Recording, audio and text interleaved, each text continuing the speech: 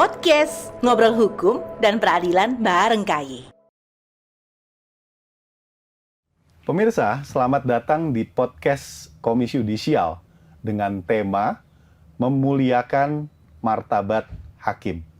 Perkenalkan, saya Bin Ziyad Qaddafi, anggota Komisi Yudisial Republik Indonesia yang juga menjabat sebagai Ketua Bidang SDM, Advokasi, Hukum, Penelitian dan Pengembangan Komisi Yudisial Republik Indonesia. Bersama kita sudah hadir Dr. Fahrudin Faiz, seorang akademisi, pakar filsafat Islam yang merupakan dosen atau pengajar di Universitas Islam Negeri Sunan Kalijaga, Yogyakarta.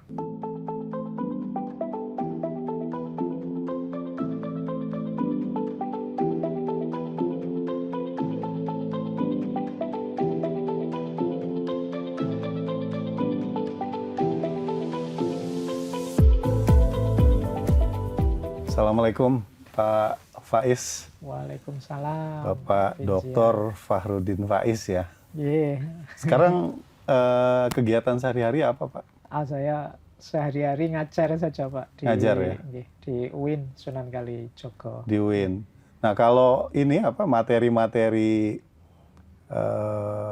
podcast jenengan yang banyak beredar di YouTube itu disampaikan di depan kelas di UIN atau bagaimana Pak? Kalau yang di YouTube itu biasanya yang dari ngaji. Jadi saya ada forum kajian filsafat khusus di Masjid Jenderal Sudirman, Jogja. Nah, seminggu sekali tiap malam Kamis. Nah itu temanya wis macam-macam ya, intinya yang bau-bau filsafat.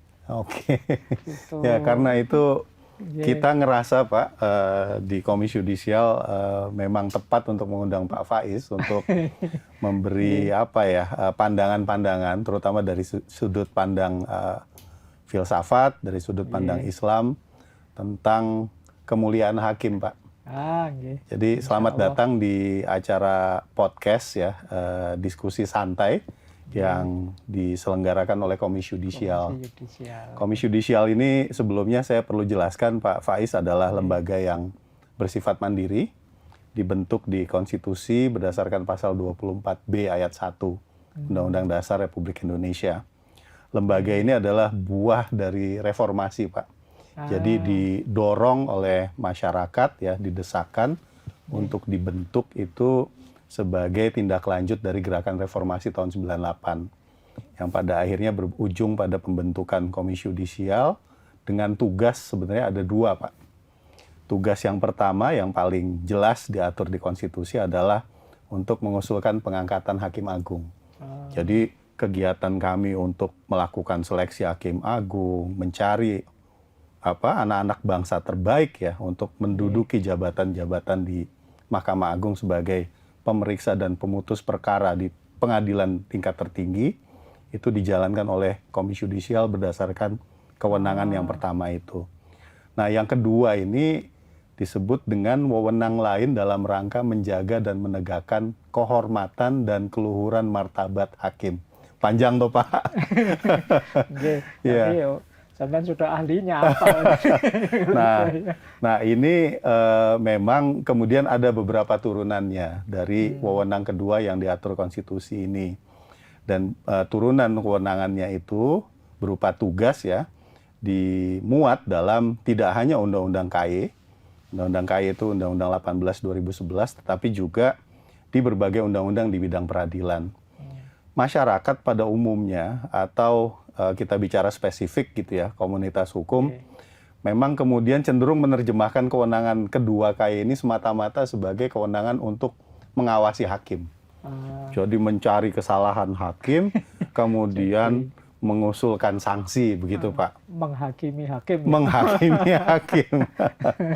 Padahal sebenarnya kalau kita lihat di ketentuan berbagai undang-undang yang tadi saya sebutkan, ini turunannya beragam Pak. Jadi selain kita mengawasi hakim, mendisiplinkan hakim, Komisi Yudisial juga punya kewenangan untuk melakukan advokasi hakim.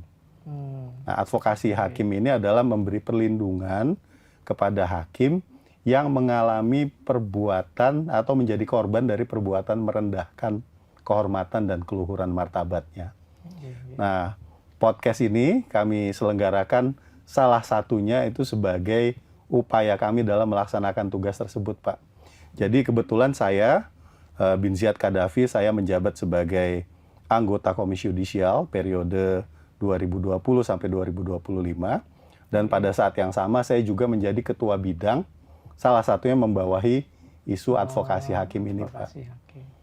Jadi saya dengan teman-teman memang yang punya tugas di Komisi Yudisial untuk bicara atau menyuarakan pentingnya profesi hakim ini dimuliakan. Begitu Pak Faiz. Terima kasih. Saya juga diundang di podcastnya Komisi Yudisial ini. Ya mungkin sedikit-sedikit nanti bisa urun perspektif. Kalau saya ngertinya ya filsafat Islam.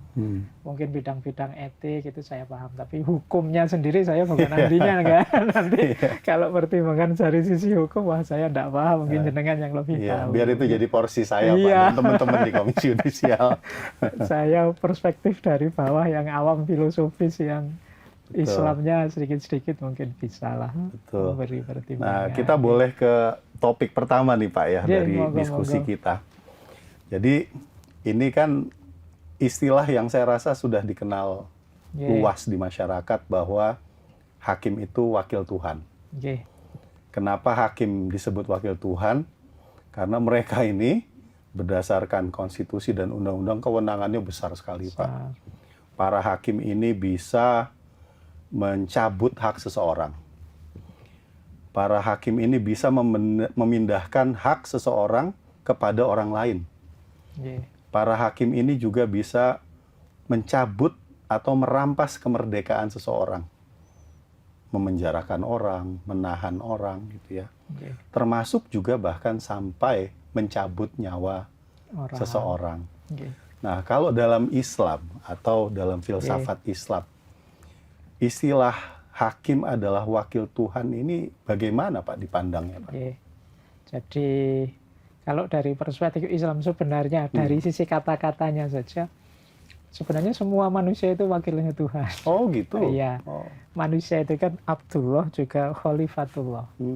Khalifatullah itu ya bagian dari wakil Tuhan di muka bumi. Mungkin makna luasnya ya setiap kita dengan peran kita masing-masing itu wakil Tuhan di muka bumi. Nah, khusus untuk hakim ini luar biasa. Karena dia berada di ranah paling vital, paling penting fungsi kewakilan Tuhan ini.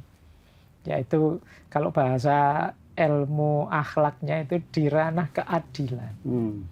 Jadi dia menjadi penjaga gawangnya aspek keadilan. Yang keadilan ini jadi kunci suksesnya semua tanggung jawab kemanusiaan dan kehambaan seorang manusia. Makanya dia karena dia paling penting, paling urgent posisinya, berarti ya mungkin dia wakil Tuhan dengan porsi yang paling besar. Makanya kadang teman-teman kan guyon jangan menghakimi orang lain ya, kecuali hakim. Kalau hakim memang harus menghakimi, kalau tidak menghakimi dia. Kalau orang nggak boleh main hakim sendiri, kalau hakim memang kalau hakim dia harus main hakim karena dia memegang porsi ini.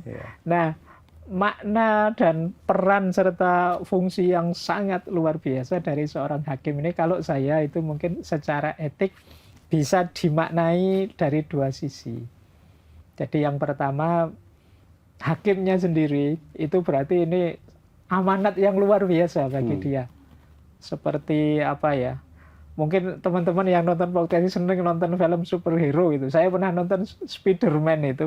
Ada kalimat bagus. Di balik anugerah yang besar ada tanggung jawab yang tidak kalah besar. Nah, anugerah status yang luar biasa sebagai wakil Tuhan itu, jangan lupa di baliknya juga ada tanggung jawab yang luar biasa. Jadi bagi para hakim ini bahan introspeksi, refleksi, sudah enggak tanggung jawab itu saya jalankan.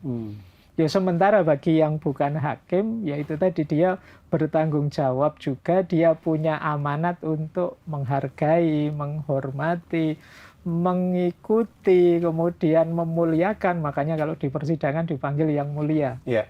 Karena kalau institusi hakim ini sudah tidak kita percaya, itu chaos mesti. Dan siapa lagi yang boleh menghakimi kalau setiap orang sendiri-sendiri menghakimi, kacau hidup ini. Makanya seperti tema hari ini, kita memuliakan, menghormati, menghargai sebagai yang di luar hakim. Nanti mungkin kita jelaskan di belakang cara atau rumusnya apa saja dari perspektif etik atau perspektif filsafat Islam, penghargaan itu. Tapi makna bahwa hakim itu wakil Tuhan di muka bumi, ya bisa kita maknai secara luas seperti itu. Kalau yang secara formal tadi Pak bin Ziyad sudah menjelaskan maknanya. Baik, terima kasih penjelasannya Pak Faiz.